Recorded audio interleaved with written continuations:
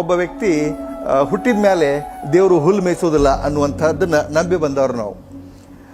ಅವಂದೇನು ಕಷ್ಟ ರೀ, ಅದ್ರ 100 ಪಟ್ಟು ಕಷ್ಟವನ್ನು ನಾನು ಕಷ್ಟದೊಳಗೆ ಜಳಕ ಮಾಡಿ ಕಷ್ಟದ ಅರಿಬಿನ ಹಾಕ್ಕೊಂಡು ಅದನ್ನು ಹಾಕಿ ಅದನ್ನು ಹೊತ್ಕೊಂಡು ಏನು ಎಷ್ಟು ಬ್ಯಾಡದು ಅಂಥ ಕಷ್ಟದೊಳಗೆ ನಮ್ಮನ್ನು ಬೆಳೆಸಾಳ.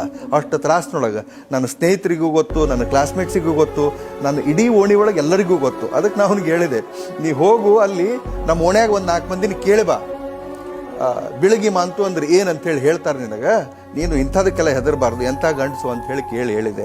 ಪ್ಲಸ್ ತಾಯಿಯರ ಅಂಥ ತಾಯಿ ಏನ್ರಿ, ಒಬ್ಬ ತಾಯಿ ಮಗುವಿಗೆ ವಿಷ ಕುಡಿ ಅಂತ ಹೇಳ್ತಾರ ಅಥವಾ ವಿಷ ಕುಡಿಬೇಕಂತ ಸುಮ್ಮನೆ ಇರ್ತಾರ, ತೆಗೆದವನ್ನ ಕೊಡೋದಿಲ್ಲ ತಾಯಿ ಅದಕ್ಕೆ. ಅದಕ್ಕೆ ನೀ ಎಂಥ ತಾಯವ ಅಂತ ಕೇಳಿದೆ. ಸ್ಪಷ್ಟವಾಗಿ ಹೇಳ್ತೇನೆ, ಯಾವತ್ತೂ ಹುಟ್ಟಿದ ಮೇಲೆ ಈಸಬೇಕು, ಇದ್ದು ಜಯಿಸಬೇಕು, ರೈಟ್? ಏನಾರ ಮಾಡಿ ಬದುಕಬೇಕು. ಸಾಧನೆ ಸಿದ್ಧಿಗೆ ರಂಗ್ ಇಂಪಾರ್ಟೆಂಟ್ ಅಲ್ರಿ.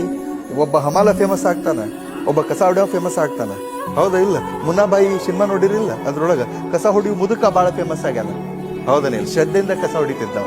ಅದಕ್ಕೆ ಅವ್ರಿಗೆ ಹೇಳೋದು ಇಷ್ಟೇ ಎಲ್ಲ ಜನರಿಗೆ, ಬಡತನ ಅದೇನೇನು ಶಾಶ್ವತ ಅಲ್ಲ, ಅದನ್ನು ಮೀರಿ ನಿಲ್ಬೋದು, ಆದರೆ ನಮ್ಮ ವ್ಯಕ್ತಿತ್ವ ಏನೈತಲ್ಲ ಅದು ಶಾಶ್ವತ.